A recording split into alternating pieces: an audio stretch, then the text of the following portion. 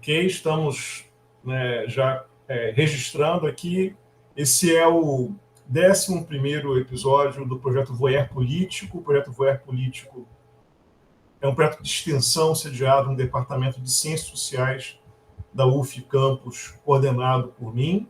É um projeto que visa justamente trazer discussões candentes de interesse público, trazendo colegas especialistas e interessados em geral para essas discussões sobre diversos temas. Nós já fizemos episódios sobre eleições, sobre questões da população LGBTQIA+, né? Já discutimos problemas diversos sobre política no interior do Brasil, sobre campos em especial, e hoje, justamente, nós estamos aqui com dois convidados para podermos discutir aí um tema quase que onipresente, a despeito da conjuntura, que é a discussão da segurança pública no Brasil, em especial, vamos tentar conversar um pouco sobre o que é a situação da segurança pública, o que são políticas de segurança pública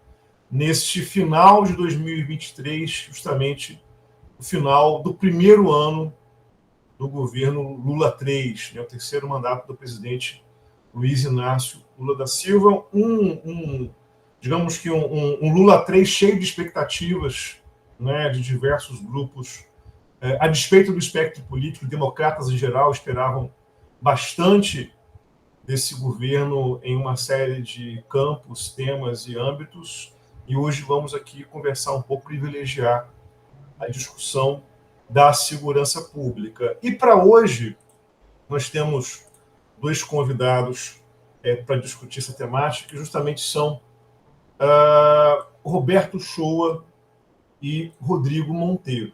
Né? Eu vou apresentar aqui ambos, eu vou fazer aqui um uso da minha cola, né, para poder apresentá-los, para não esquecer nenhum detalhe, e sempre dizendo, né, dada a importância dos nossos convidados, é sempre um resumo, nunca resumo da conta da biografia de nenhum dos dois. Né? Roberto Shoa, ele é graduado em Direito pela UERJ, mestre em Sociologia Política pela UENF e doutorando em Democracia no século XXI pela FEUC Coimbra.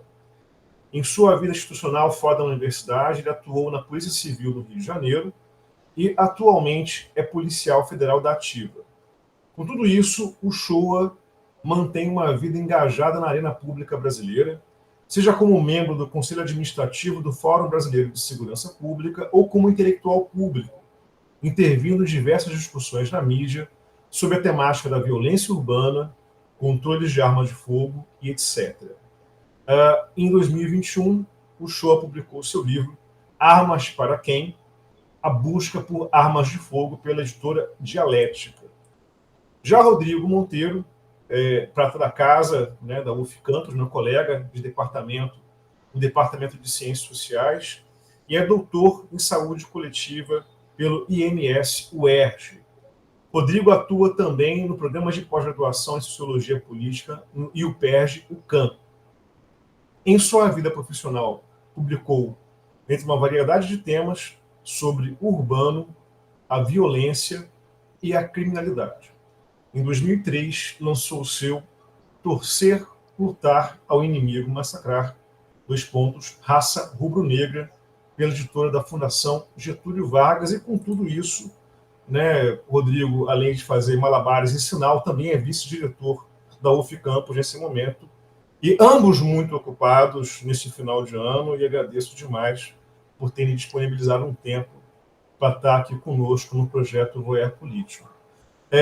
A conversa ela vai ser dividida em alguns momentos. Primeiro vamos ouvir o nosso convidado externo, o Roberto Shoa, né, que tem uma larga experiência de discussões sobre segurança pública. Né? Após o Roberto terminar suas reflexões, sua apresentação, vamos passar para o Rodrigo fazer as considerações dele a respeito do tema, né? E aí, nessa transição, né, a gente pode ouvir também os convidados que estão aqui presentes, e agradecer bastante, né, a todo mundo que está aqui, a Márcia, o Carlos, a Simone, né, que estão aqui abrilhantando esse momento ao vivo, né, do nosso projeto. Sem mais delongas, né, vamos passar então a palavra agora para o Roberto Shoa, né, que vai discutir aí, tem uma série de questões, eu acho, de muita relevância para a nossa reflexão agora para essa manhã. Obrigado a todos e obrigado em especial aos nossos convidados que colocaram o seu tempo aqui nesse final de ano conturbado para estar nessa manhã discutindo conosco. Roberto, está contigo. Olá! Pô, papai, eu fiquei até envaidecido agora, parece até gente importante depois da apresentação dessa, né? Que isso! Pô, prazer estar aqui, a gente, pô, eu e o Jorge, a gente está, né, Jorge, tentando fazer esse encontro acontecer já há algum tempo, então, poxa, é um prazer estar aqui contigo, com todos vocês, mas poder ter esse papo sobre um tema tão importante, tão central na nossa vida, mas que, infelizmente, continua sendo tratado da mesma forma como foi tratado nos últimos 50 anos. Eles continuam tratando a questão da segurança pública com viés de ganho político. É impressionante, cara. É desanimador, ainda mais quando eu estava falando com vocês aqui antes, quando você vem para fora e você observa esse contexto sem estar inserido, né? Porque, como você falou, eu trabalho na Polícia Federal, muito tempo na Polícia Civil, tenho essa vivência no Fórum Brasileiro de Segurança Pública, que a gente discute muito a questão da segurança do país como um todo. E quando eu venho para Portugal, eu me afasto um pouco disso, eu saio dessa vivência diária da polícia e começo a observar de outro prisma, e, inclusive até no noticiário. No noticiário eu tenho buscado assistir um pouco de fora para entender como é que estão olhando para o que acontece no Brasil. Cara, e vou falar para vocês, é assustador. Eu não sei como é que a gente aguenta isso. Eu não sei como é que a gente aguenta isso enquanto sociedade, enquanto país. Como é que a gente deixou isso chegar a tal ponto. Eu falo isso com base, por exemplo, num pequeno contexto. Quando a milícia queima 35 ônibus no Rio de Janeiro, e eu vejo daqui de fora, eu vejo como isso repercutiu, como isso chamou atenção no exterior, é que eu consigo entender quanto isso está naturalizado na gente no dia a dia. Porque para a gente, para mim, não era uma novidade queimar ônibus no Rio de Janeiro, ter ataques a prédios públicos, ataques a forças de segurança. Isso é assustador, cara. E como a gente naturalizou determinadas coisas é muito preocupante. E aí cabe a gente debater como é que a gente chegou nesse ponto, né? A gente teve muito... A gente, em 1988, acho que a gente perdeu uma grande oportunidade de fazer as reformas na segurança pública que eram necessárias. A gente mexeu na saúde, a gente mexeu no sistema de assistência social, mas a gente não reformou a segurança pública. A gente manteve as mesmas estruturas que existem há séculos, há mais de um século, na verdade. A estrutura da Polícia Civil é de 1871. A da PM, então, todas as legislações que, até agora, né, que regravam e regulavam a questão da segurança no país eram pré-Constituição de 88. Você muda todo um sistema, você começa a falar em segurança pública, em prestação de serviço, em cidadania, em direitos humanos, mas você mantém uma estrutura que tinha como principal objetivo a defesa do Estado, né, os interesses do governo. Então, é muito difícil. E agora, quando o governo tem essa oportunidade de fazer as mudanças, infelizmente muda quase nada, ou até reafirma determinadas coisas, como a gente está vendo na Lei Orgânica da Polícia Civil, que já foi publicada, e na Lei Orgânica da Polícia Militar, que está aí, o governo está analisando se vai vetar alguma coisa ou não, mas o quadro geral, inclusive, tem um artigo do Gabriel Feltran e do Adilson. Eu estava falando com o Gabriel Feltran agora há pouco, que ele está dando aula aqui na Sciences Po, em Paris, e eu estava conversando com ele sobre isso, sobre como essa legislação da Polícia Militar vai reafirmar coisas e dar uma autonomia ainda maior a uma instituição que já não obedece muita coisa no Estado Democrático de Direito. já não obedece muito, inclusive, a governadores. Cara, eu acho que a questão de segurança pública no Brasil, a gente tem que discutir tanta coisa. Mas eu acho que é até o básico, sabe? A minha visão enquanto policial, a relação entre polícia e sociedade é uma relação muito tensionada. A população não confia na polícia, a polícia não confia na população. O Hélio Luz, ele é muito iluminado quando ele fala que a polícia do Brasil, ela é feita para segurar essa população massacrada todo dia, para mantê-la sob controle, para permitir dar alguma segurança para essa elite, a polícia da elite. E a gente tem que discutir isso. Entendeu? O que a gente quer? O que a gente quer com a segurança pública? Porque agora a gente está observando em Copacabana o ressurgimento dessa questão dos justiceiros. A gente já teve isso. Isso não é novidade. Isso teve na década de 90, quando teve os arrastões. E eu era adolescente naquela época e eu via o pessoal se juntando com um taco de beisebol para dar nos outros na praia. Quer dizer, qualquer um que tivesse aquela imagem personificada do garoto de comunidade que andava em grupo já era identificado como possível arrastão e era agredido. Então, o que a gente está vivenciando hoje, a gente já teve no passado. A gente já teve no Flamengo, quando um jovem foi amarrado num poste. Acho que a maioria de vocês também lembra.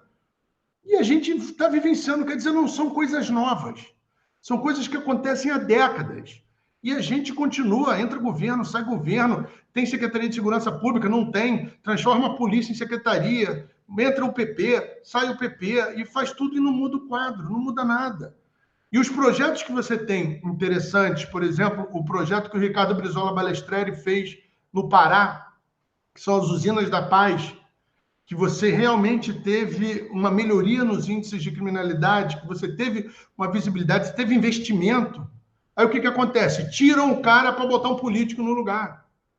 Quer dizer, você não dá continuidade, é sempre o uso político da coisa. Agora mudaram a regra da Polícia Civil, a legislação, para poder indicar um novo chefe de Polícia Civil só porque é indicação de deputados da LERJ. Quando eu era da Polícia Civil do Rio de Janeiro, a gente observava isso. Eram deputados indicando quem ia ser o comandante do batalhão, quem ia ser o delegado titular de determinada delegacia. O que o político tem interesse em designar o comandante de um batalhão? O chefe de uma delegacia? Sabe? São coisas que a gente precisa falar. São coisas que a gente precisa apontar. A milícia foi uma coisa... Pô, todo mundo sabe como a milícia surgiu. Todo mundo sabe como o Comando Vermelho surgiu dentro de presídio. Todo mundo sabe como o PCC surgiu. Todas as organizações criminosas no país surgiram ou por omissão do Estado ou com participação de integrantes do Estado. Enquanto a gente não discutir isso, a gente vai ficar nesse jogo de encenação, de fazer GLO.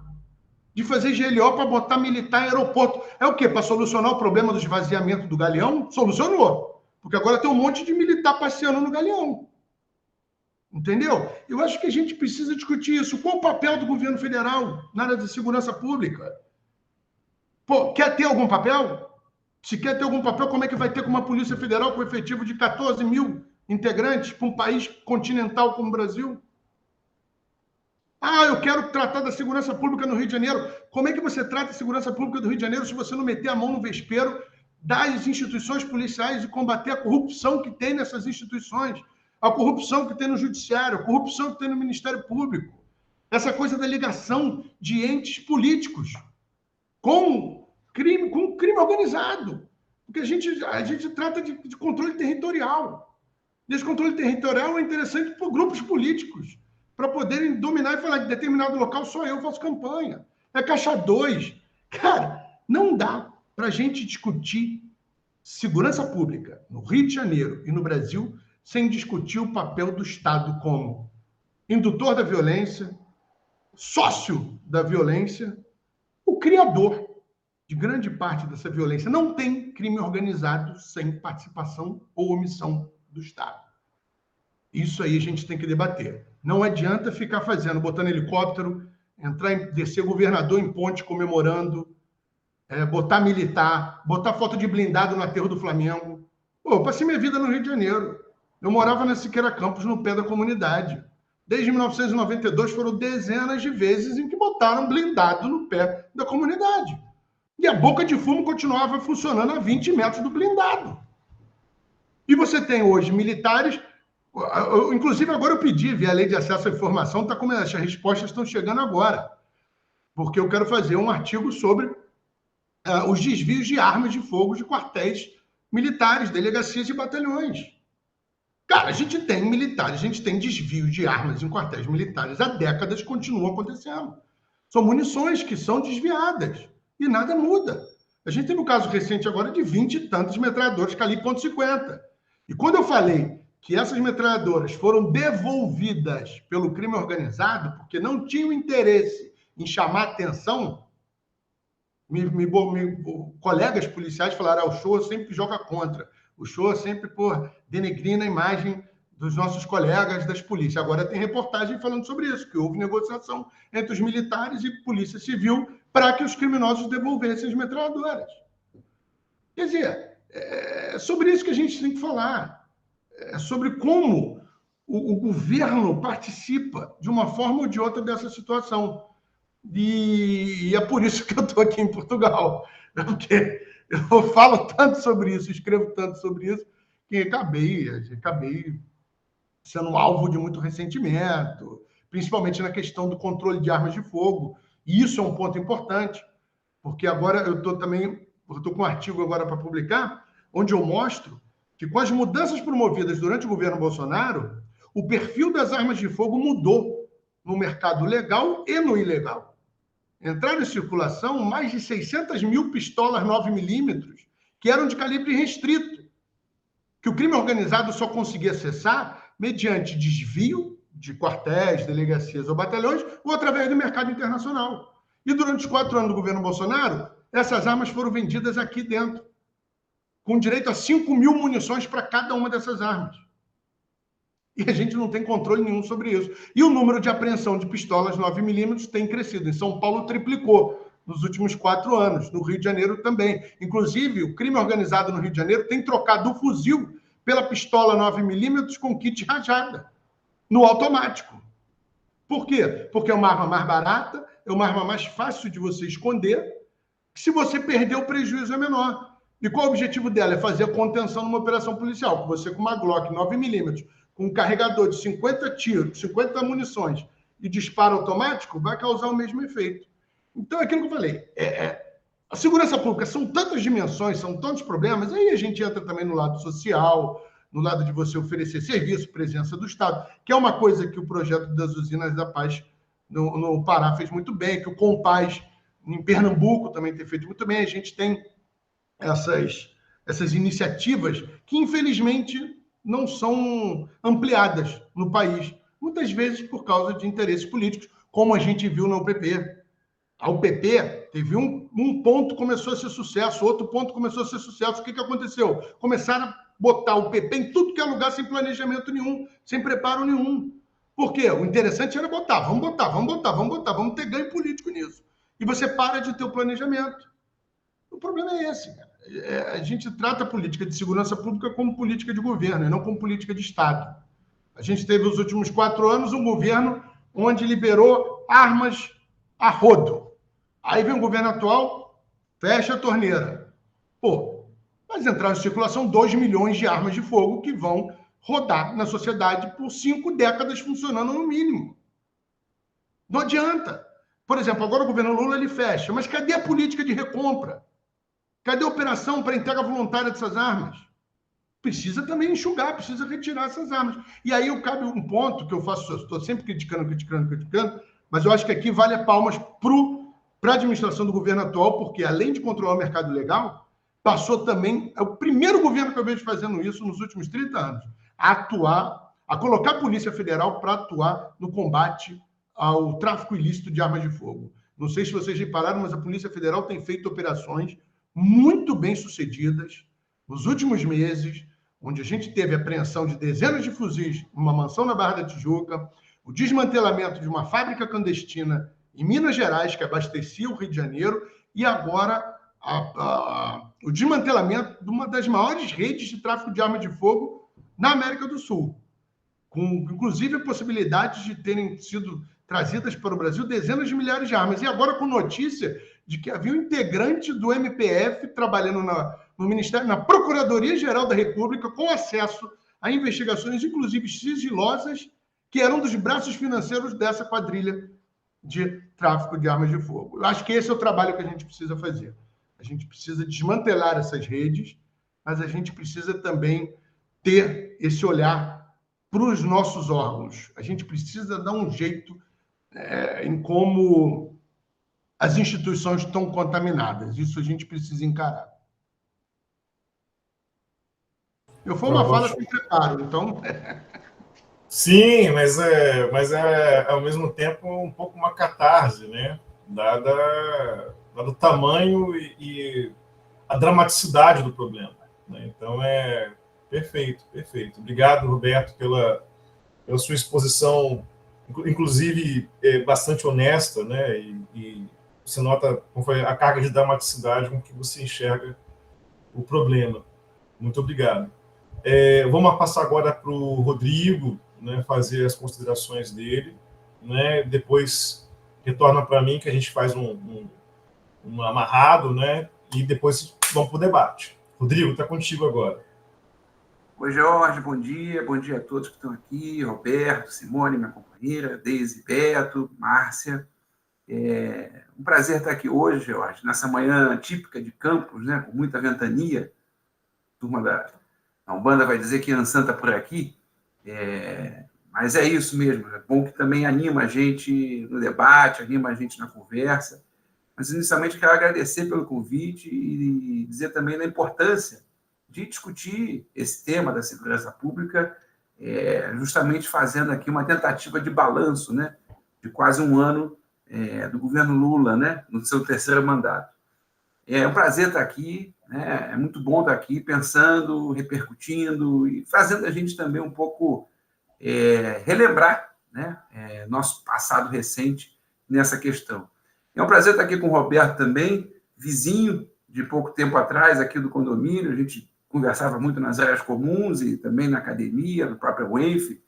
A gente teve a oportunidade também de estreitar debates e conversas por lá sobre esse tema que o Roberto, eu acho que o Jorge foi muito feliz na definição do Roberto, porque ele é um intelectual orgânico, né? Um intelectual público, quer dizer, alguém que milita e que, ao mesmo tempo, está refletindo intelectualmente sobre um tema tão caro, tão caro ao Brasil, no sentido também da sua imagem pública internacional. Né? Isso que o Roberto está trazendo para cá, de como é ver no exterior 35 ônibus queimados pela milícia do Rio de Janeiro. E como que isso deve ser estranho, ter que explicar aos portugueses do que se trata, né? O que está a passar do Rio de Janeiro. Então, acho que esse olhar do Roberto agora de longe, né, ao mesmo tempo de perto, ele qualifica também na sua formação, na sua trajetória, nessa sua inquietude, né, Roberto, que você tem demonstrado aí com relação à segurança pública nesses anos todos. E acho, assim, muito legal trazer o Roberto para o debate, né, para pensar como é que a gente está avaliando esse um ano. E eu tenho uma impressão muito parecida com a do Roberto, do conjunto da segurança pública, né, do país, e acho que um pouco é isso. A gente, quando pensa, desde o período da redemocratização, né, com Collor, Itamar, Fernando Henrique, Lula, Dilma, Temer e o último desgoverno, a gente vê alguns avanços importantes em algumas áreas. Por exemplo, a estabilização da moeda. O real é algo que foi pacificado. A gente, ao contrário dos nossos irmãos, estão vivenciando uma inflação galopante já, vão experimentar o que a gente experimentou agora, só que com um momento de alta inflacionária absurda. Os preços, a reação de preços lá está sendo devastadora para os mais pobres, principalmente. Mas a gente resolveu a questão da inflação, a gente resolveu, de certa forma, algumas questões estruturais, a gente, de alguma maneira, com muitas dificuldades, com muitos percalços, universalizou a saúde pública, né, com todas as dificuldades de financiamento que tem, o subfinanciamento e posteriormente, a entrada de governos de cunho neoliberal e que subfinanciavam o próprio SUS. A questão da educação, de alguma maneira, a gente avançou, né? É inegável que, ainda com muitos desafios pela frente, a gente conseguiu universalizar o acesso ao ensino fundamental e outros ganhos posteriormente, a própria expansão, né, a própria política do Reúne, né, que permite, por exemplo, que eu e George estejamos habitando em campos com um emprego de uma universidade pública federal, né? Acho que isso é um ganho também na educação, mas, de fato, na área da segurança pública, a gente vê avanços muito tímidos. E aí acho que é preciso também resgatar um momento, né, como que a gente hoje olha mais um pouco distante do passado, de que esses avanços, ainda que tímidos, começaram no primeiro e segundo governo de Fernando Henrique Cardoso, com a construção do primeiro Plano Nacional de Segurança Pública, né? Ali que se desenha alguma coisa reconhecendo direitos humanos, reconhecendo qualificação das polícias, reconhecendo uma política articulada entre as polícias estaduais. Ou seja, ali você começa a ter um embrião de civilizatório, como o George muito bem colocou no começo aqui da nossa conversa. Você começa ali a ter um embrião, embora, né, a gente, quando pega a história disso, aí tem um artigo muito bonito do Luiz Eduardo Soares contando um pouco desse histórico. Esse Plano Nacional de Segurança do Fernando Henrique surge uma semana depois do sequestro a 174, ao ônibus 174. Uma semana depois ele saca isso, obriga que o Ministério da Justiça torne público um plano que estava sendo gestado, mas ainda muito tímido, mas coloca na rua. Depois surgem outras iniciativas. No primeiro governo Lula, você tem um aquecimento desse Plano Nacional de Segurança Pública, lá em 2003, com a proposta de que os 27 governadores pactuassem, né, em cima desse Plano de Segurança Pública, Plano Nacional de Segurança Pública, reforçando avanços que estavam já no plano do Fernando Henrique, mas insistindo nos direitos humanos, insistindo numa política nacional, insistindo numa política de qualificação das forças policiais, de integração das forças policiais, e articulando tudo isso com políticas sociais, né? Mas isso não foi à frente, segundo o próprio Luiz Eduardo narra nesse artigo, em função de um certo receio que o governo federal da época, o próprio governo Lula, tivesse de trazer para ele a responsabilidade da segurança pública na esquina, na rua. Ou seja, essa dimensão do dia a dia, do ônibus que é assaltado, do ônibus que é sequestrado, do sujeito que sofre homicídio, né? As vítimas de homicídio, ser responsabilidade do presidente da República, uma vez que isso seria trazido na versão, na leitura do Luiz Eduardo Soares, que é um sociólogo, foi secretário de Segurança Pública no Rio, que foi um dos grandes debatedores da segurança pública de forma nacional também. Lula teria recuado naquele momento.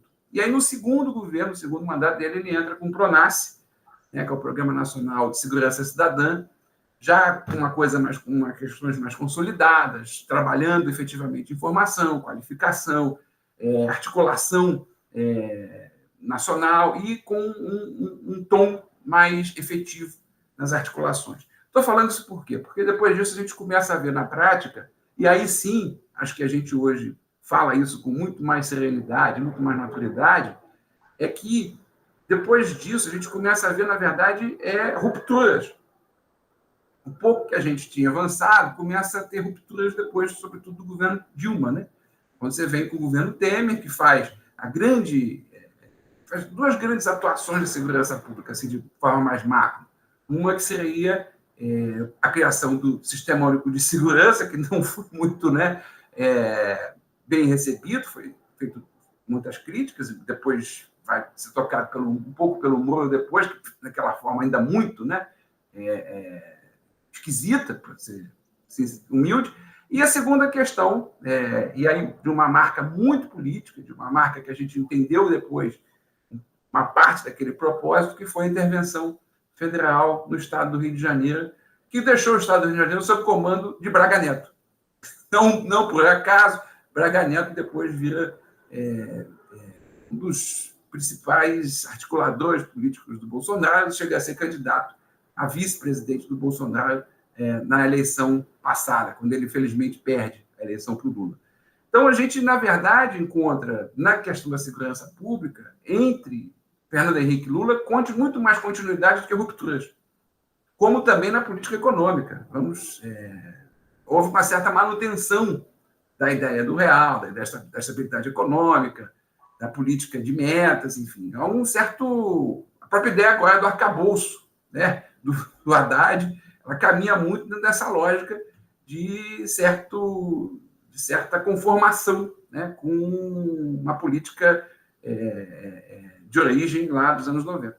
Então, ali você tem muito mais continuidade. A ruptura vai se dar, de fato, com o governo Bolsonaro, e aí a questão das armas é o grande elemento disso, a grande marca dessa ruptura, ou seja, a liberação do porte de armas, e está aqui o Roberto, especialista, que já tocou nisso. Uma das primeiras coisas que o Lula revoga é essa liberação selvagem do porte de armas, na política, talvez a mais, entre a que o Roberto colocou agora, essa intervenção no sentido de buscar os fornecedores, essa talvez seja uma das mais efetivas assim, que o governo Lula tenha feito nesse um ano, que ainda é cedo para falar, mas que... Por que eu estou fazendo essa história? Porque se na continuidade já era um tema muito espinhoso, e aí a gente tem que se perguntar por quê, né?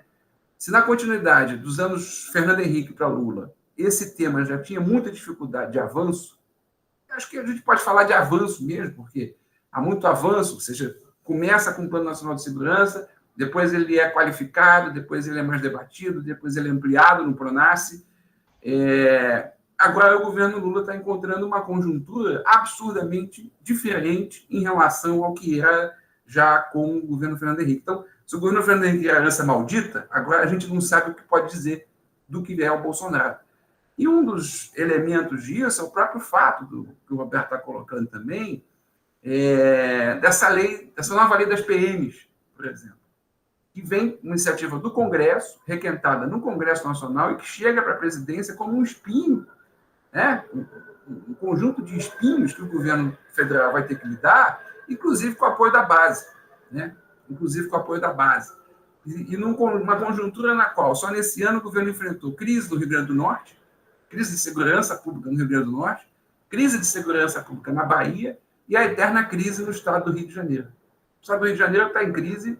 Eu nasci em 75, eu acho que desde 3 anos depois que eu nasci, essa crise já era pública no estado do Rio de Janeiro, quando você tem ali, no final dos 70, essa conjunção da Falange Vermelha, depois o próprio nascimento do Comando Vermelho, fruto dessa questão que o Roberto já trouxe também, dessa associação dos presos políticos com os presos comuns, em Ilha Grande, ali que foi nascer essa desgraça chamada Comando Vermelho, mas é uma política também. E é isso, acho que essa conversa toda também é para a gente dizer que segurança é um assunto eminentemente sociopolítico, né? A gente está tratando de tema político aqui, ou seja, como que as forças políticas nacionais e internacionais resolveram esses problemas. Por isso que talvez para o Roberto hoje esse estranhamento seja tão evidente de estar com certa tranquilidade para caminhar na rua, de não achar que 10 minutos, já estou falando, achava que estava só com 5 aqui. Vou tentar sintetizar. Obrigado, Jorge. Então, a gente hoje encara uma realidade ainda de muitos desafios. Eu não estou fazendo isso para passar pano no governo Lula. Acho que no primeiro governo dele, em 2003, havia uma conjuntura mais favorável a reformas efetivas e robustas. Agora, essa conjuntura não está dada, né? O que é essa nova lei das PMs, por exemplo? Ela ela coloca, na verdade, a ouvidoria nas mãos da própria polícia. Ou seja, é a própria polícia que vai receber as denúncias contra ela e coloca a polícia militar, já no estado do Rio, com um secretário próprio diretamente ligado. O chefe da polícia militar, por exemplo, é diretamente ligado ao governador. Não tem mais a mediação da Secretaria de Segurança, que seria ali mais ou menos o órgão de controle. Ou seja, o controle externo das forças de segurança, ele desaparece praticamente. Na prática, ele vai desaparecer. A ideia é de que esse controle do armamento, esse controle do uso letal da força, ou seja, todas essas prerrogativas básicas de controle externo das forças de segurança, ela um pouco desaparece nesse quadro. E essa lei tem muitos problemas, enfim. Mas é uma lei que, de alguma maneira, passou com o apoio da base. Então, o conjunto hoje a conjuntura hoje ela é muito mais adversa do que era em 2003. E a gente tem ainda que falar de que entender segurança é outro ponto importante também. Analisar segurança é muito complexo. É uma questão muito complexa, porque são variáveis, porque por mais que às vezes a própria política de segurança esteja bem arrumada, há variáveis que vão trazer indicadores que não vão dar conta, mesmo que uma política de segurança seja muito bem feita. Por exemplo, o que pode aumentar o debate sobre a questão da segurança? A gente vai pegar, por exemplo, uma demanda sobre, sei lá, produtos falsificados. A gente quer consumir uma camisa da Nike, a gente quer consumir uma camisa da Adidas e não quer pagar os R$300. O mercado te oferece uma por 50, ou seja, o mercado dos ilícitos, o mercado dos ilegais, né? Isso que o grupo da Carolina Grilo chama a atenção, do Lenin Pires, nossos colegas da UF chamam a atenção. Ou seja, os mercados ilegais, eles também são outros elementos que vão ser elementos de tensão, né, constante na segurança pública. Ou seja, como é que você desarma esses grupos de fornecimento de mercadorias ilícitas, de mercadorias ilegais, de mercadorias falsificadas, que tem demanda. A gente quer usar uma camisa da Nike e não quer pagar 300, não pode pagar 300. Eu quero usar do Fluminense, não quero pagar R$300 do Fluminense, futuro campeão do Mundial, né, no dia 22, com todo respeito. Então, é isso. E aí você cria também as condições para que a própria sociedade demande da camisa, demande do telefone, ou seja, esse outro paralelo da segurança pública que vai formar grupos criminosos, como muito bem pontuou o Roberto, e essa relação do crime organizado com o Estado, ela é óbvia.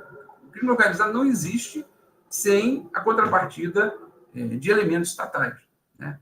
De políticas estatais.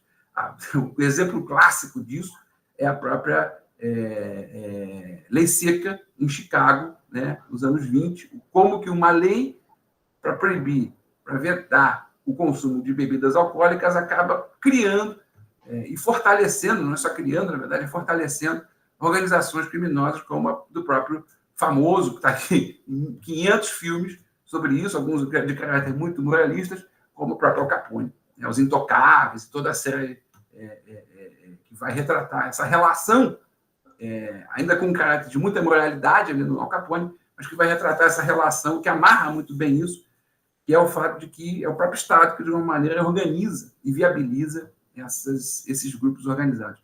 Mas é isso. Muito obrigado aqui pela primeira conversa e vamos para frente. Ótimo. Queria agradecer aí a fala também do Rodrigo, né? Na verdade, as duas exposições, tanto do Roberto quanto do Rodrigo, são exposições de diagnóstico, né? Um diagnóstico abrangente, né, sobre a discussão que ela é complexa, multivariada, e tudo aquilo que é multivariado, infelizmente, a gente não tem uma solução mágica, né, para poder enfrentar. Então, as duas falas, eu acho que elas colocam ainda mais em evidência a densidade do problema, né, e provavelmente, digamos assim, qualquer tipo de medida ela não vai trazer grande resultado, talvez no curto prazo, né? Antes que eu faça aqui a minha questão para ambos, se os convidados tiverem algum tipo de questão a fazer, podem abrir o microfone, é só sinalizar para a gente, ou também escrever aqui no chat, fiquem à vontade. Bom, para ambos, eu acho que vocês fizeram, como eu falei, um panorama, um diagnóstico abrangente da discussão, e eu queria voltar à conjuntura atual, né? Ou seja, pensar um pouco Lula 3 e a segurança pública propriamente, no seguinte aspecto. Como que vocês veem, especialmente, a atuação do Ministério da Justiça, se vocês têm algum apontamento, alguma avaliação do Ministério da Justiça nesse primeiro ano de Lula 3, por uma série de razões, né? A gente acha que compartilha também dessa avaliação de que houve uma série de retrocessos no governo Bolsonaro, retrocessos inclusive civilizatórios, que encontraram amparo institucional, isso não é pouca coisa, né?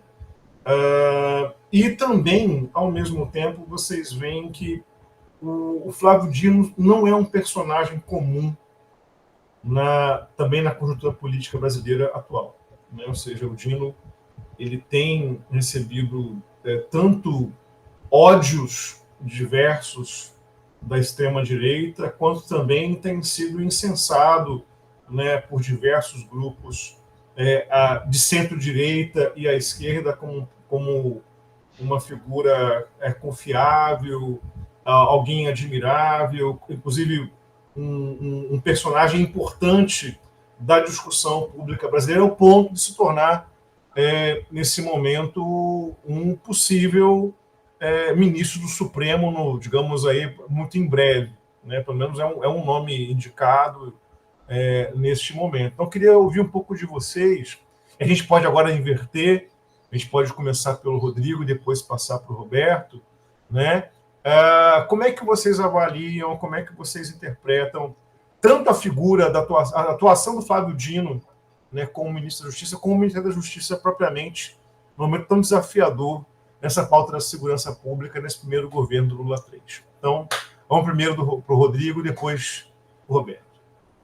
Jorge, eu acho que ele, de fato, pega, com 8 dias já de governo, uma bomba nas mãos, né, que é o próprio tentativa do golpe, né, que se deu no dia 8 de janeiro em Brasília. Né? Então, isso, em 8 dias, já coloca um desafio para o Ministério da Justiça na sua atuação pública de uma forma muito robusta. Assim. Não é pouco você imaginar Brasília sendo alvo de todo tipo de ação de barbárie com 8 dias de governo. Então, só isso já gera para o governo, o Ministério da Justiça, um desafio gigantesco, né? Um desafio muito robusto. Oi, Patrícia. Ou seja, a gente entra num movimento também muito desafiador, né? Além de toda a conjuntura, é um momento também muito desafiador para o Ministério da Justiça naquele momento. A outra leitura que está se colocando também pelos analistas é de que a indicação do Flávio Dino para o STF também tem a ver com o fato de se anular um candidato à sucessão.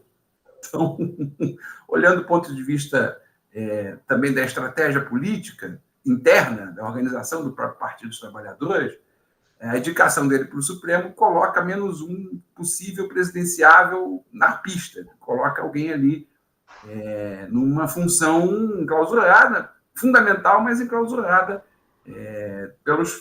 se ele não aloprar, pelo resto da sua vida útil, né? Do ponto de vista legal, 75 anos de idade.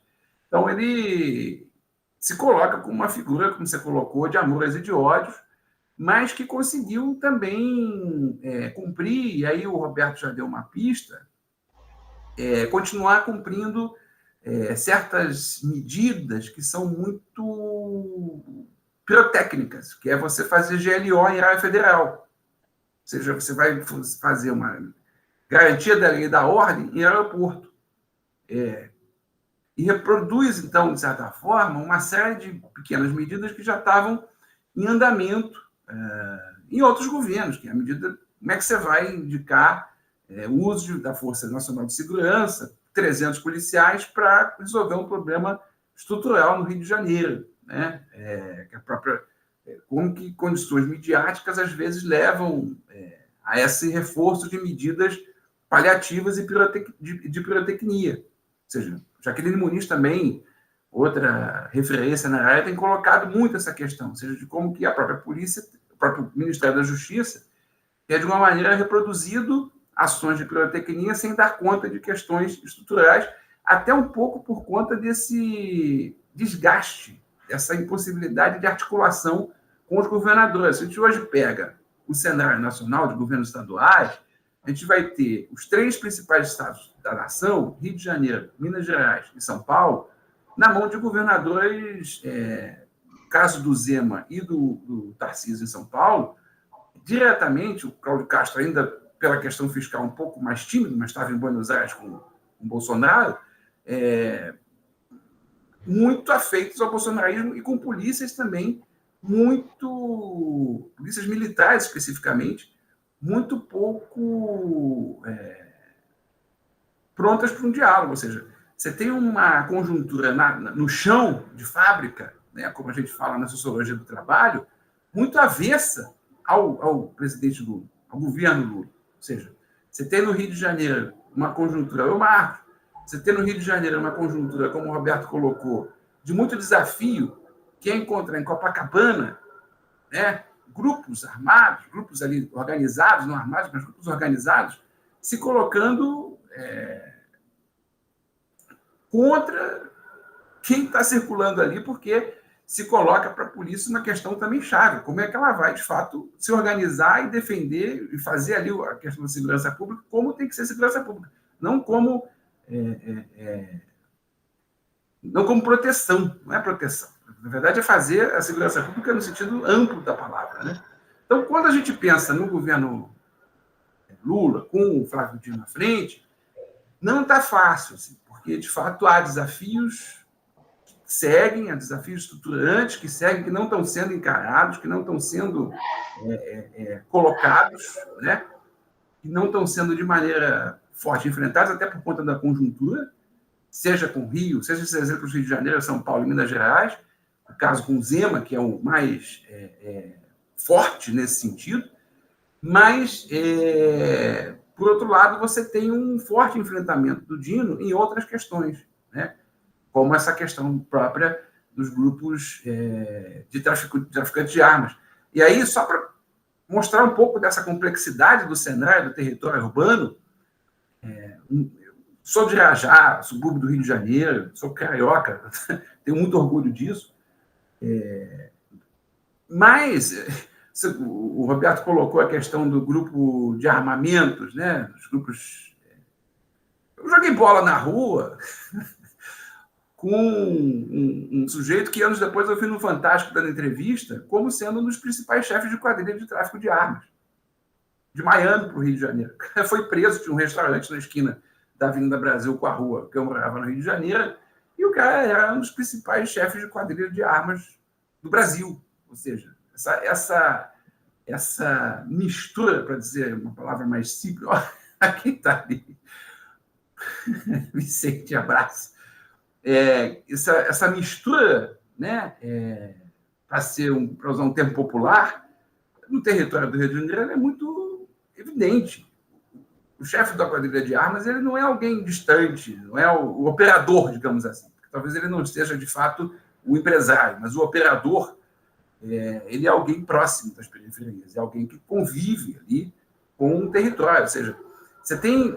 Eu quero dizer o seguinte, essa lógica que hoje está colocada em Copacabana não é uma lógica simples, porque, na verdade, o que está se colocando ali é o início de uma milícia.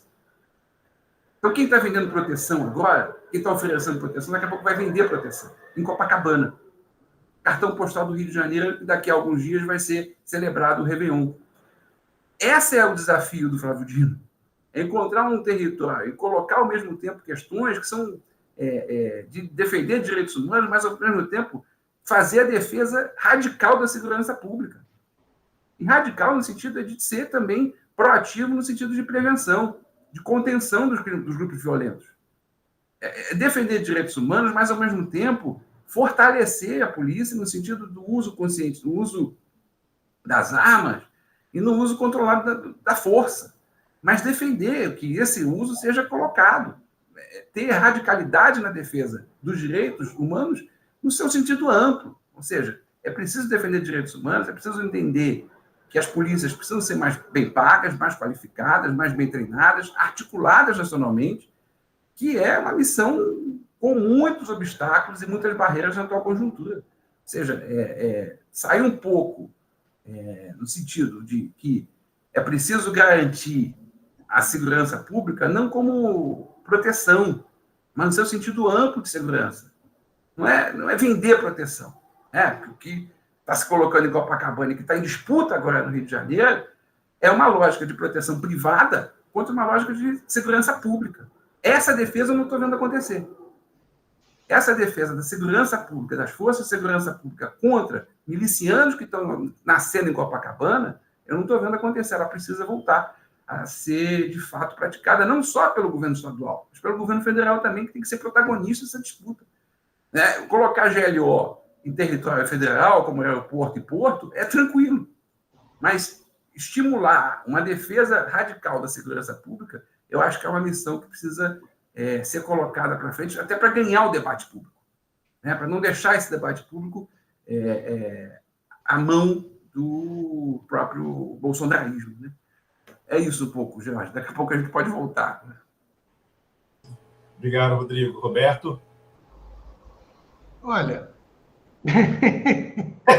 eu estou lendo, eu vou confessar para vocês que eu fico impressionado com algumas coisas. Assim. Não sei se vocês viram, a Polícia Federal hoje deflagrou uma operação contra um influencer de fitness no Brasil, aí, que é sócio de uma indústria farmacêutica, suspeitos de desviarem 12 toneladas de produtos químicos para a produção de crack que poderiam ter sido utilizados para a produção de 12 toneladas de crack.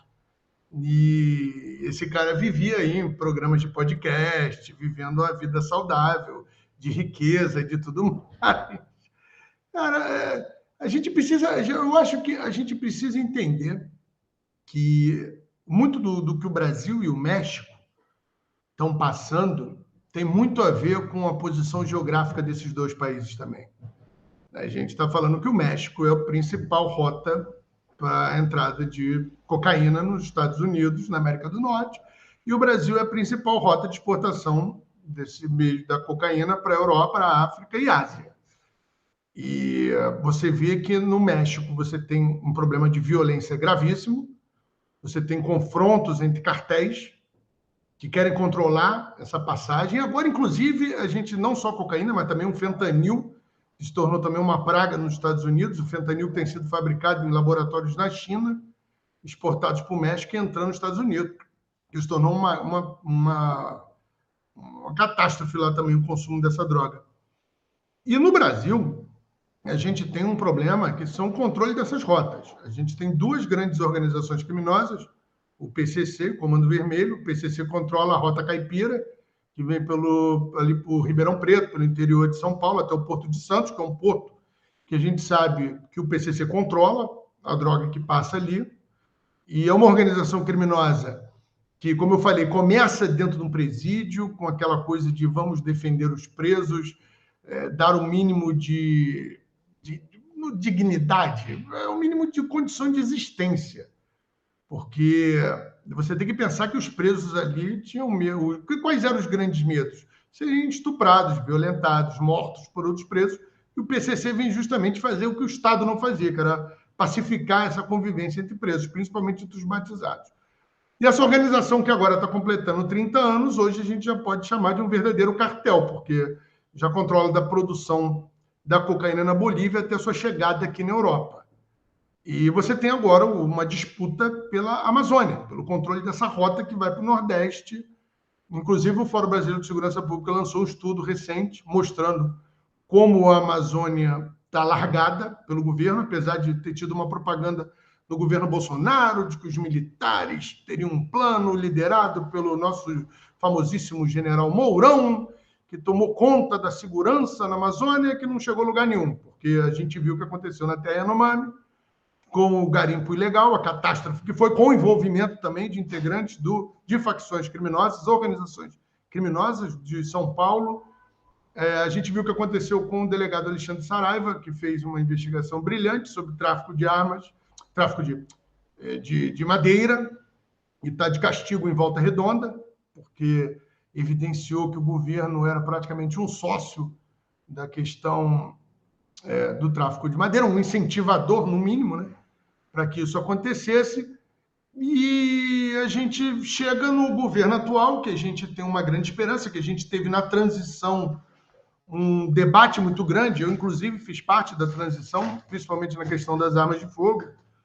E a gente tinha uma esperança muito grande de que o governo Lula III ele iria entender o que aconteceu nos últimos 4 anos, não iria cometer os mesmos erros dos últimos 4 anos, nem os erros dos próprios governos Lula e Dilma, os anteriores. Mas, infelizmente, e muita gente, não foi só eu, ficou um pouco decepcionada porque houve muita coisa requentada. A gente fala novamente em Pronace, a gente fala novamente em olhar para o policial, a gente fala novamente em tentar melhorar uma estrutura, e vamos combater a lavagem de dinheiro, vamos combater as organizações criminosas, mas você não vê, na realidade, grandes medidas nesse sentido. E eu acho que isso já começa com a decepção do não cumprimento da promessa de criar um Ministério da Segurança Pública, o que para mim já foi um grande equívoco. Não dá para você ter um país onde você tem uma das maiores organizações criminosas do mundo, que o PCC hoje tem braços na Europa, na América do Norte, América do Sul inteira, na África. Hoje o PCC manda drogas para a Europa pelo Sahel. A gente está falando em droga entrando por baixo da África, aproveitar as rotas de tráfico de pessoas na África e para mandar essa droga para cá. A gente está falando de uma organização muito grande. A gente está falando em bilhões. Há um estudo do Fórum Brasileiro de Segurança Pública que mostra que a movimentação financeira em razão das drogas no Brasil chega a 4% do PIB. A gente está falando em 80 bilhões. Não é pouco dinheiro. E aí você consegue entender por que você tem o envolvimento de empresários, envolvimento de políticos. Isso não é... chega a ser ingenuidade ou falta de caráter achar que o problema do crime organizado está ali na comunidade. Ele vai ser resolvido com operações, ele vai ser resolvido com invasão de caveirão. Não vai. E como a gente está vendo, eu falei anteriormente, apreensão de fuzis em mansão na Barra da Tijuca. Agora, um influencer milionário com 7 milhões de seguidores, sócio de uma indústria química, suspeito de desvio de produtos químicos para produção de crack. A gente teve avião de gente envolvida com helicóptero, de gente político envolvido no mundo do futebol, com quilos, centenas de quilos de cocaína sendo apreendido. O problema do crime organizado, o problema do crime, da violência no Brasil, ele está tão misturado na sociedade, em várias escalas dessa mesma sociedade, em várias classes, que por isso que eu temo muito que o combate não vai ser tão simples, não é algo tão simples. Vamos investir no social, vamos dar possibilidade, vamos dar esperança, vamos dar visibilidade, sensação de pertencimento, educação para aquele cara lá de baixo. Isso é importantíssimo. Cara, mas a gente também tem que pegar a elite.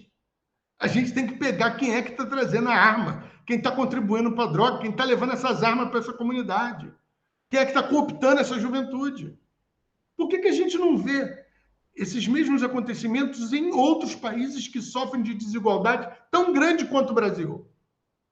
Porque nós temos, o Brasil não é o único país que tem essa desigualdade, que tem tanta pobreza, mas é um dos poucos que tem esse nível de violência. A gente está falando, em 2017, 65 mil mortes. A gente agora, se não me engano, em 2022, foi 45 mil. O Brasil foi responsável por 10% dos homicídios do planeta em 2022 e tem 3% da população mundial. São números absurdos. No Brasil, chega a quase 80% os homicídios cometidos por armas de fogo. E a gente não tratar isso como problema, a gente não tratar de buscar saber como as armas estão chegando no crime, como as munições estão chegando no crime. A gente tem uma indústria armamentista no Brasil que é a terceira maior exportadora de armas leves do mundo, que é o complexo CBC Taurus. E até hoje a gente não tem uma legislação que exija a marcação de munições. Tem um estudo do Sodapaz que mostrou que em 2014, 42% das munições apreendidas em locais de confronto no Rio de Janeiro eram de fabricação nacional, da CBC.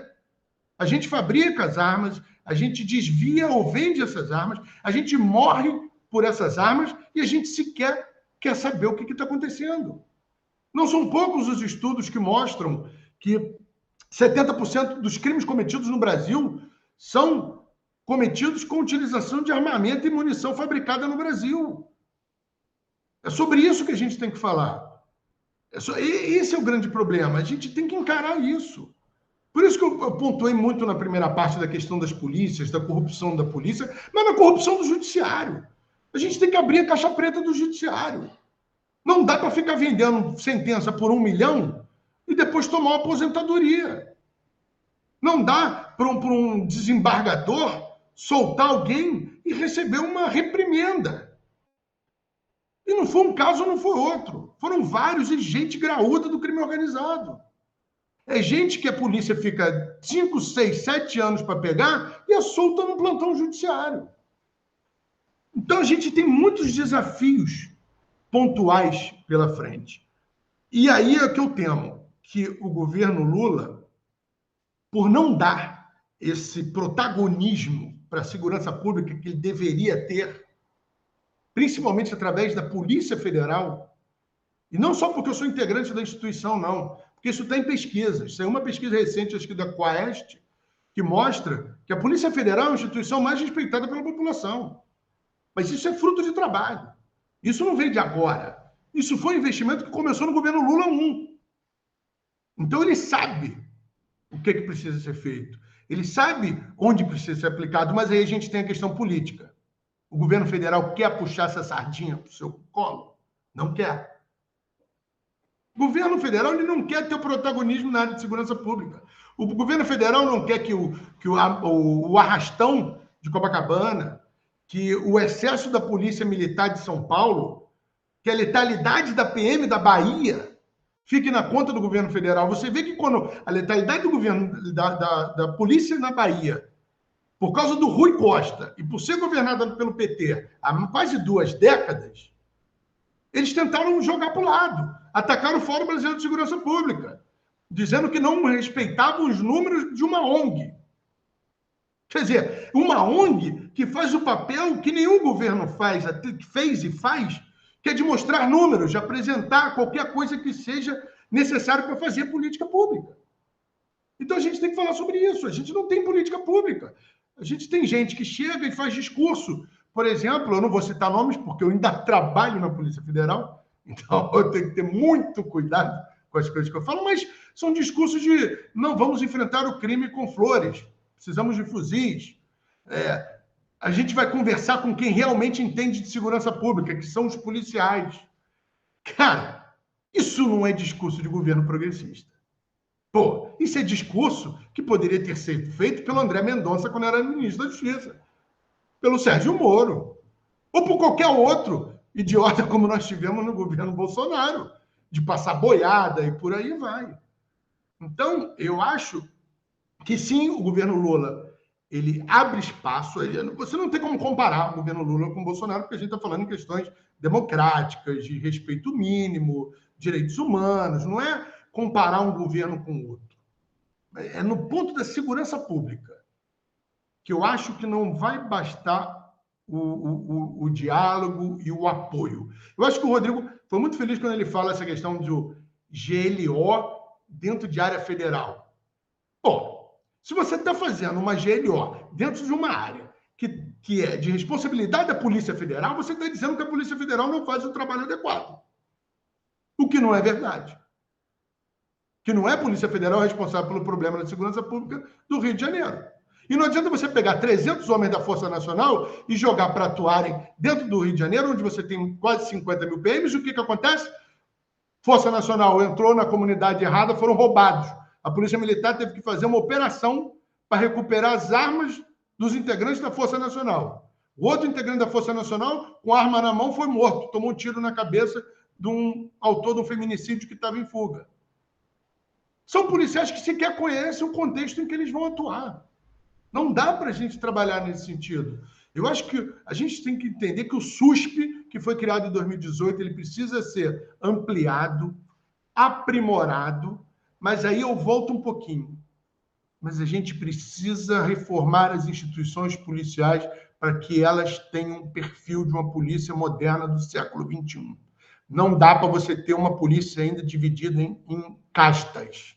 Não dá para você ter polícia onde não tem carreira. Não dá para você ter polícias onde você não privilegia o conhecimento científico, o aprimoramento, o estudo, a pesquisa desses integrantes. É preciso modernizar as polícias. A gente não precisa de militarismo. A gente precisa, sim, de hierarquia, precisa de disciplina, Mas não precisa de ninguém ser preso porque a bota está suja ou porque não fez a barba. A gente precisa de integrantes de forças policiais que entendam que o seu papel é de prestação de serviço público, seja para a vítima quanto para o autor, que o autor de um crime também é destinatário do serviço de segurança pública. O policial não está ali para julgar ninguém. Ele está ali para proteger. Claro que se o autor de um crime tentar reagir, aí é o Estado, a utilização do uso da força moderadamente, como todo mundo sabe, qualquer aluno de primeiro período de direito. Mas eu acho que a gente precisa fazer essa transformação e mudar. E eu acho que a Polícia Federal é um exemplo muito bom. Uma polícia que foi criada dentro de um regime de exceção, uma polícia que foi marcada por tortura, uma polícia que tem um histórico muito ruim, conseguiu se tornar um exemplo de atuação republicana, principalmente nos últimos 4 anos, onde a gente viu outras instituições policiais deixarem esse republicanismo de lado. Eu acho que a gente precisa pegar esse exemplo. E isso é investimento em estrutura, investimento em profissionais, melhoria de processos. É o único caminho, gente. Não dá para você ter melhor saúde pública sem investimento, sem bons profissionais. Você não vai ter educação se você não investir em professores, construir escolas adequadas e ter processos de ensino adequados. E você não vai ter segurança pública se você não tiver o lado preventivo, mas também um lado repressivo muito bem estruturado. E aí a discussão vai muito longe. Excelente, Roberto. Obrigado pelo seu retorno. Peraí, temos aqui uma questão da Simone, né? Eu vou fazer a leitura aqui em voz alta, porque agora é o nosso último bloco, tá? Inclusive, quem quiser fazer questões para o debate, esse é o momento, tá bom? Então, eu vou ler aqui a questão da Simone que chegou pelo chat. Bom dia a todos, estou com um problema com áudio na minha máquina, por isso eu vou escrever aqui no chat. Acho que tocaram em vários pontos nevrálgicos. Um deles é a ausência do Estado na segurança pública, contribuindo para emergir os chamados justiceiros, como, por exemplo, o último evento de violência repercutido em Copacabana, e o quão isso possibilita a privatização da segurança. E complementando a fala do Roberto Shoa, não dá para poder fazer polícia sem cuidar da saúde mental desses policiais. Sem dúvida alguma, um comentário aqui da Simone. E eu vou aproveitar também para poder fazer aqui mais uma questão, como falei, vai ser a última para o debate, para a discussão de vocês. E agora vamos inverter novamente, ou seja, agora começa com o Roberto, depois passando para o Rodrigo. Bom, é um cenário muito desafiador na conjuntura política brasileira. Ano que vem, aí puxando um pouco aqui para minha sardinha, a brasa para minha sardinha, ano que vem é um ano eleitoral, né, ano das eleições municipais de 24, né? Você já viu uma alta politização da discussão até mesmo sobre segurança pública, num sentido que vai um pouco na direção oposta daquilo que nós estamos discutindo.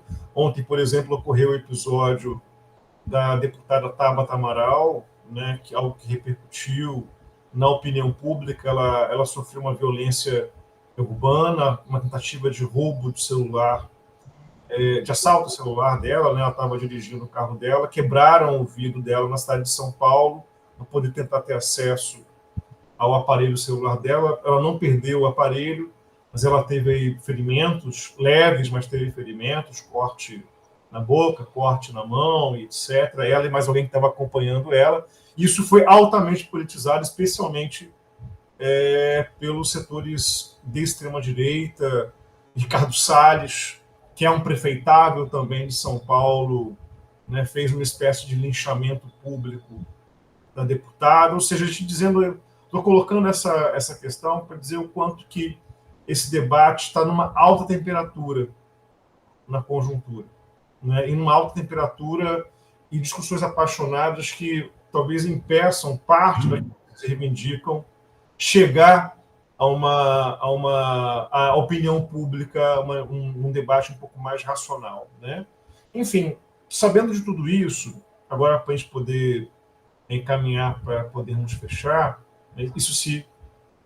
sim, sim, entendi, Simone. Então, só que no final, não dá para poder fazer segurança pública, né, e sem cuidar da saúde mental dos policiais. Seria, acho que, um pouco por aí, né? Eu também concordo plenamente. Mas, diante de um cenário tão desafiador, como é que vocês interpretam do momento presente daqui por diante a discussão de segurança pública no Brasil, né, sabendo, inclusive, que nós vivemos um momento de politização que não é necessariamente positivo, né? Porque também é uma coisa curiosa de parte dos setores progressistas dizendo que justamente a opinião pública brasileira não é politizada, o cidadão brasileiro não é politizado. Nós vivemos sim muita politização nesse momento, mas é uma politização que vai numa direção que não é de defesa de marcos civilizatórios, de defesa de direitos humanos, etc. Eu queria pensar junto com vocês agora como é que vocês enxergam o daqui por diante, no médio prazo, né, a discussão sobre segurança pública no Brasil. Antes de eu fechar, o Carlos Alberto Pérez diz aqui, concordo também que não há como fazer política pública na segurança sem que haja investimentos, capacitação e valorização dos agentes de segurança. Também é algo, acho que também é um ponto pacífico aqui entre nós. E para poder encerrar, na resposta de vocês, ao final, eu pediria que vocês também fizessem um encerramento da fala, né, um balanço da fala de vocês, para a gente depois já encaminhar para o encerramento desse episódio hoje, de 11 do Voyeur Político. Então vamos começar com o Roberto Shoa, pode ser? Roberto, está contigo? E eu já vou começar com uma ótima aqui. Você tem uma notícia do Valor Econômico, dizendo que reforma tributária abre brecha para a criação de taxas municipais de vigilância. Então, eu acho que a gente está caminhando para isso. A gente vai legalizar a milícia antes de legalizar o jogo de bicho. Entendeu? Eu acho que é o caminho. Porque a gente tem agora uma proposta do deputado Anderson Moraes, inclusive na LERJ, defendendo o incentivo aos grupos de justiceiros. Quer dizer, como é que a gente vai debater política nesse sentido? Você teve um governador do Rio de Janeiro com as propostas de melhoria na segurança pública de aumento de pena. A gente tem a terceira maior massa carcerária do planeta. O Brasil tinha 90 mil presos na década de 90. A gente chega a 700 mil. O que melhorou?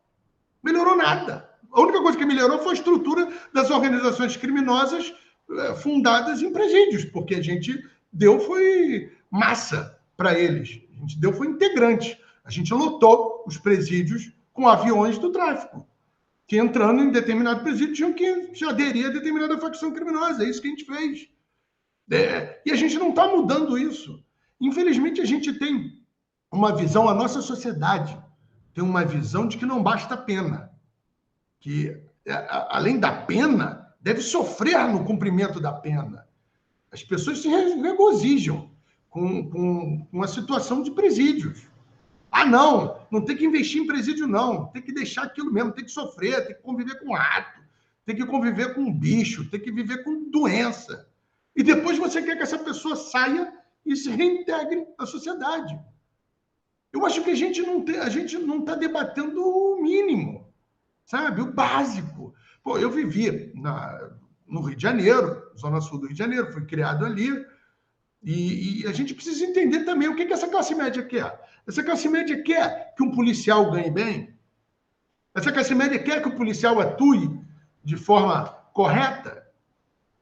Ou ela quer que ele ganhe mal para ele poder se vender facilmente, para que o filho que cometa o seu delito ou os excessos possa ser libertado, ou para que você não tenha o seu carro rebocado? Porque é sobre isso.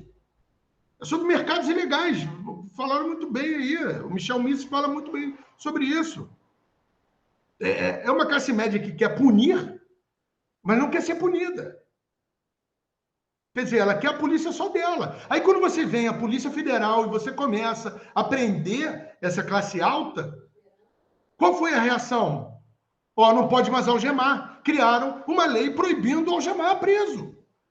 Onde o policial agora tem que justificar por que está algemando. Isso não existe no resto do mundo. Quando eu comento isso com policiais de fora, eles falam, como assim? Eu falo, eu tenho que justificar por que determinada pessoa está sendo algemada. Mas qual a justificativa que você está? A de que ela pretende fugir. Como é que você sabe que ela pretende fugir? Eu falo, não sei. Agora nós somos policiais evidentes. Mas eu acho que no Brasil isso é muito claro. Quando é o branco de classe média alta, ele não vai tentar fugir, porque ele sabe que o advogado vai soltar ele rapidinho. E se não soltar, ele tem outras formas de fazer com que isso aconteça. Quem vai ser algemado? É o preto, pobre, jovem, da periferia. Esse vai ser algemado de qualquer jeito, porque mesmo que não tenha feito nada, já se parte do princípio que ele quer fugir. É esse aí que é vítima dos justiceiros que o deputado quer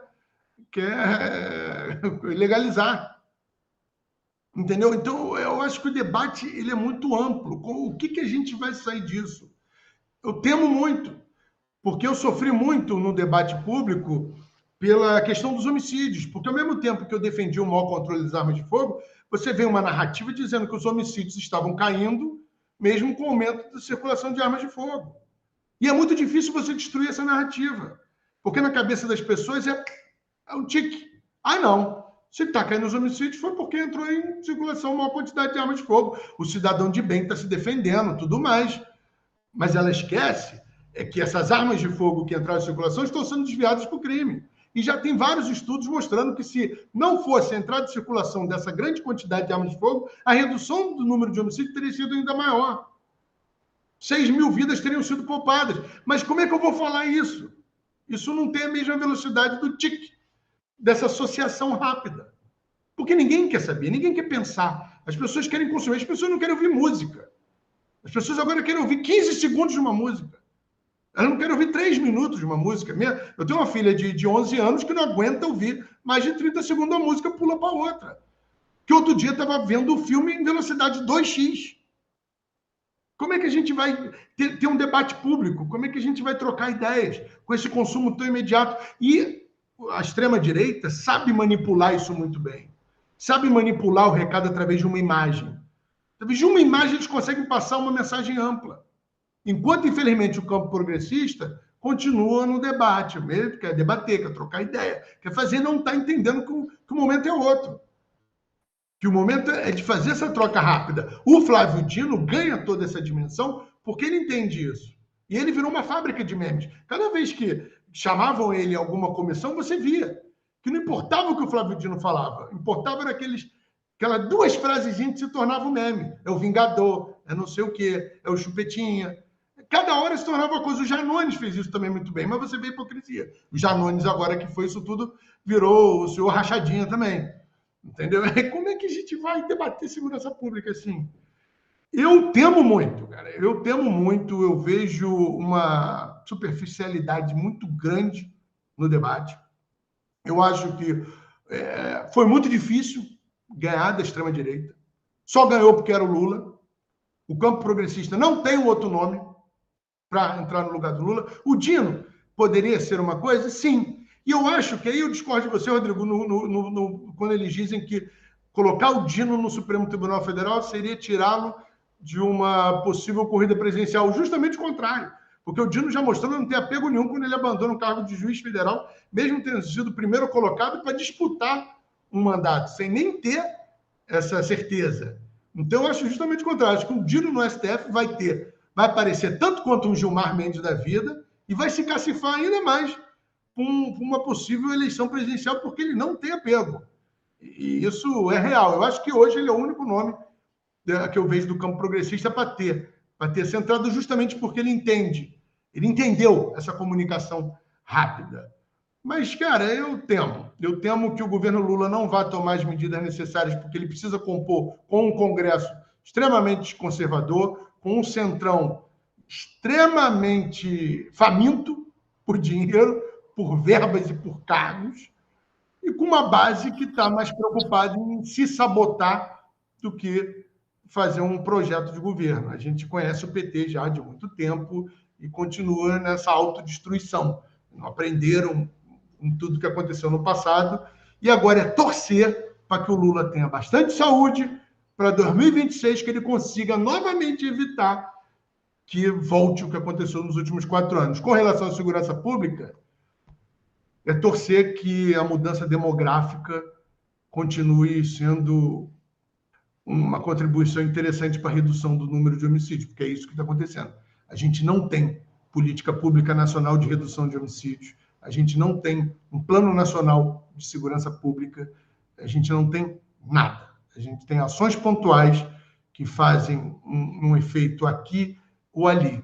E a gente vive de momentos. Nos últimos 40 anos tem sido assim, né, Rodrigo? Desde que a gente nasceu.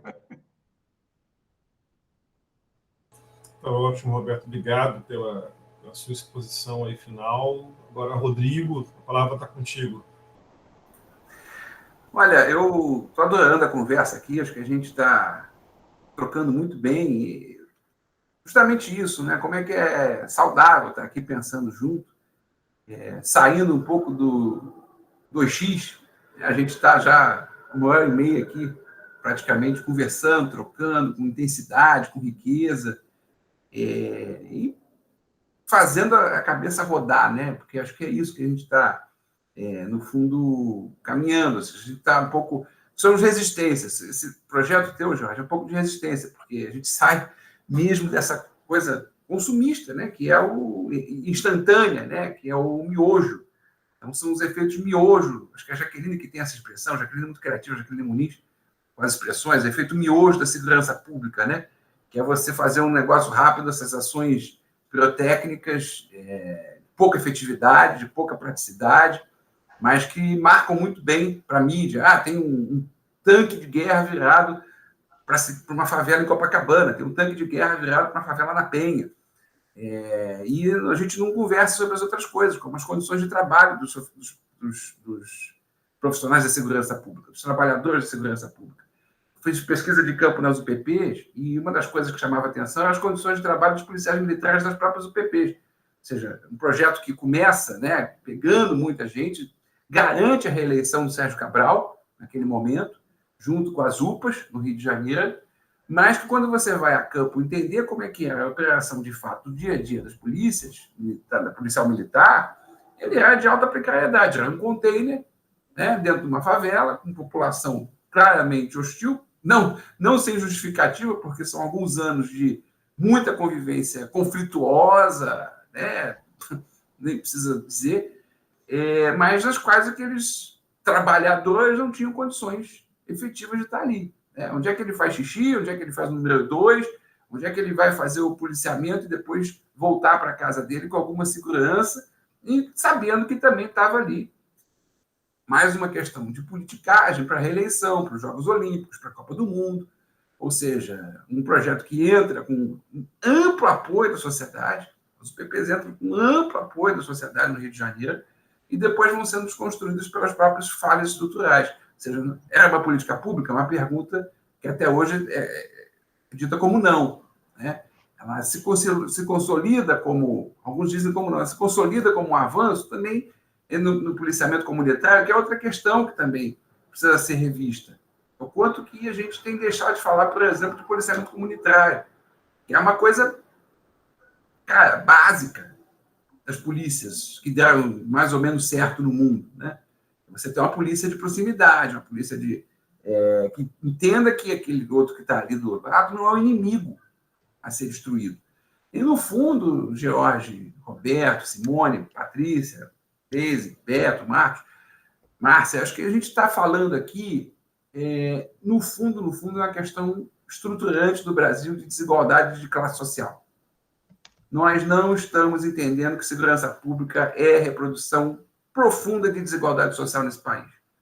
A gente não toca na segurança, quando a gente toca, vai fazer as ações, faz ações nas favelas, para os mais pobres, para os pretos, para os periféricos. A gente esquece que o tráfico tem um empresário que não mora na favela, que não vive nas periferias do Brasil, Mas esse cara não é atingido, esse cara não é tocado. A gente faz reforma para conter a inflação, colocar o país num patamar civilizatório do ponto de vista do seu dinheiro, isso é fundamental, não estou dizendo que não seja. A gente avança um pouquinho na educação, avança um pouquinho na saúde, mas na segurança os avanços são muito inferiores se comparados à própria educação e à própria saúde. O SUS é um bem nacional, é um patrimônio nacional. A gente devia trabalhar melhor o SUS como um orgulho nacional, apesar de todas as dificuldades. Os ingleses fizeram isso nas Olimpíadas de Londres. A NHS brilhando na abertura dos Jogos Olímpicos. Aquele orgulho deles, cara. E nós somos hoje referência para os ingleses no SUS. O SUS está hoje melhor do que o NHS, que é o que inspira o SUS. E os ingleses estão aqui tentando entender como é que a gente consegue ter sala de vacinação em 38 mil pontos nesse país. Mas a segurança pública, de fato, há uma estagnação. As leis continuam seguindo.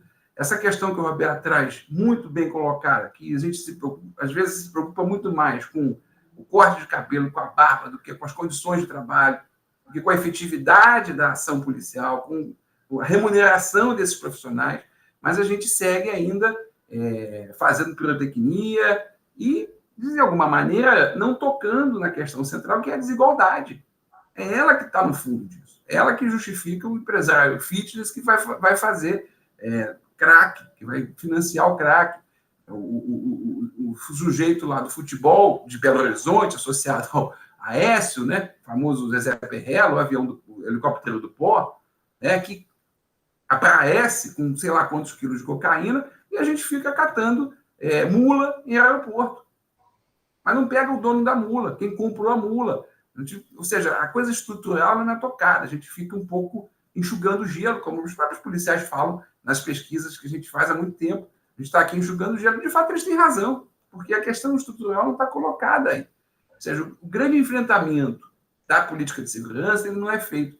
E talvez tenha apontado, o Roberto citou a questão das pesquisas, né? Uma das coisas que as pesquisas estão revelando é que a segurança tem sido um elemento crescente de insatisfação nas pesquisas mais recentes de opinião pública. Talvez junto com saúde, enfim, já é o segundo ponto de mais insatisfação dos brasileiros. Talvez o governo tenha que responder a isso. E aí, eu concordo plenamente com você, é entender a necessidade de trabalhar a segurança pública como ministério, dar protagonismo, dar dignidade a esse tema, né? Dar valor a esse tema, dar a condição que ele merece para ser reconhecido no Brasil como uma questão emergente, mais do que emergente. Não dá para imaginar 50 mil, 46 mil homicídios no ano e a gente não causar estranhamento, né? Não causa impacto. Mas por quê? Quando a gente pega quem são esses 50, esses 46, esses 60 mil, quem são? São pessoas que a gente entende que podem ser, né, mortas, que podem ser executadas, né? A gente justifica, um artigo que eu discuto com Jaqueline, com Fátima, Jaqueline Muniz e Fátima Sequeto, são os envolvidos. Eles podem ser mortos. São pretos, são periféricos, né? Não são classe média alta, então eles podem ser mortos, então isso talvez não incomode as elites políticas. E eu concordo muito, o quadro, Jorge, é de muita complexidade. Tá aí o governo da Bahia, um dos estados com maior índice de homicídio do país, de segurança do país, governado pelo PT há muito tempo. A gente está aqui falando na tríade do Sudeste, Minas, São Paulo, Rio de Janeiro, mas tem o caso da Bahia também, com todas as peculiaridades que o Roberto já trouxe para cá do governo Rui Costa. Ou seja, o cenário é muito complexo. Eu aposto que pode haver alguma iniciativa, talvez, por conta dessa emergência do tema da segurança pública na opinião, né, das pesquisas de opinião estão mostrando um pouco isso, mas ainda temo que seja alguma coisa muito tímida. Estou fazendo aqui futurismo, achismo, enfim, bola de cristal mesmo. Talvez alguma resposta, ainda que tímida, tenha que ser dada a essa questão, porque não é possível você estar convivendo, de certa forma, com alguma tranquilidade, com justiceiros circulando em Copacabana e trazendo a questão que a Simone e a Márcia colocam aqui também, a saúde mental, né? Ou seja, é esse profissional, entender esse profissional também na sua completude, na sua integridade. Ou seja, ele também precisa ter esses respaldos, nas suas condições de trabalho, nas suas condições de existência. Ou seja, não é só pagar melhor, qualificar mais, mas é também dar condições subjetivas e objetivas de trabalho a essas forças de segurança. Ou seja, a gente precisa caminhar muito ainda, com amarras que não foram muito desamarradas desde a redemocratização. Né? A gente ainda tem polícias militares, ainda segue lógicas muito arcaicas nas polícias, sobretudo as militares, e então incompatíveis com o século XXI. Uma certa mudança na legislação, a gente precisa discutir também, começar a rediscutir certas mudanças na legislação. Né? Pensar o quanto que a gente precisa, de alguma maneira, por algum lado, rever, né? Certas condições que hoje não estão mais sendo respondidas pela legislação que a gente tem. Então, acho que a gente tem um cenário de desafios. Eu falei do Dino, realmente, acho que você tem razão, ele, no STF ele pode ser um protagonista muito... E aí, nesse caso, o protagonista é muito independente. Né? Não pode ser emitido. Então, ele pode ali estar realmente disposto a encarar, de fato, essa questão. Mas é uma questão que alguns analistas políticos têm observado, que seria uma estratégia do próprio PT colocá-lo no STF para contê-lo enquanto provável sucessor. Mas é uma história que vai dizer também, né? Mas acho que sim, ele pode, de fato, protagonizar por lá. Mas acho que o cenário ele é de muita complexidade. O Carlos Alberto traz a questão também da remuneração, né, dos investimentos, capacitação, acho que isso também é um ponto, né, o Jorge colocou, pacíficos, que não há outra coisa a se pensar nesse sentido, que é a gente um pouco entender que são trabalhadoras e trabalhadoras. Né? São trabalhadoras como nós, mas que acabam... por isso mesmo, né, acho que tem uma perversidade na classe média, isso que o Roberto falou, e dialogando diretamente com ele, tem uma certa perversidade na classe média de entender que esse trabalhador não precisa ser muito bem pago justamente para estar mais suscetível aos seus caprichos, né? Quer estacionar em local indevido, quer estacionar onde é lugar de ambulância para um carro ali, mas aí você vai no famoso Roberto da Mata, né? Ou vai no jeitinho brasileiro, ou vai na versão hierárquica, que é autoritária, não sabe com quem está falando. Então, um pouco desse interesse nosso, da classe média, né, de entender que, não, eu preciso da mercadoria ilícita, dos mercados ilícitos, isso de alguma maneira a gente tem que repensar mesmo, né? Porque, de fato, é sedutor demais a gente comprar uma camisa do Fluminense por 50 e não por 300. Mas há implicações nisso. Né? Por que eu tenho que dar 300 na camisa do Fluminense, que vai ser campeão mundial, se eu posso dar 50? Estou me colocando também nessa. Né? Mas a gente entra muito... repensar um pouco essas práticas mesmo no cotidiano, enquanto que isso acaba não alimentando ilicitudes e que retroalimentam também junto com essa ausência, essa lacuna das políticas de segurança pública, que são, de fato, um entrave. A gente hoje, nas ciências sociais, só para fechar já, se há 10 anos atrás estava dado o debate, né, da questão democrática no Brasil, e o Feltran é um debatedor disso, né? O Roberto citou o Feltran mais cedo. Onde é que a gente está? A gente está na redemocratização já há algum tempo, e alguns setores das ciências sociais dizendo, não, a gente está redemocratizando aos poucos, ainda não é tudo que foi abarcado, não é toda a sociedade que foi abarcada pela democratização, a coisa vai acontecer e tal. Há outra vertente, na qual o Feltran, Vera Teles e outros fazem parte, que não, a democracia brasileira é isso mesmo, ela é incompleta porque ela é incompleta. Ela não precisa, ela não busca, ela não entende que as periferias precisam ser incluídas na lógica democrática. Então, de fato, talvez, essa confirmação que a gente está vendo em frente e a disputa mesmo com isso. Né?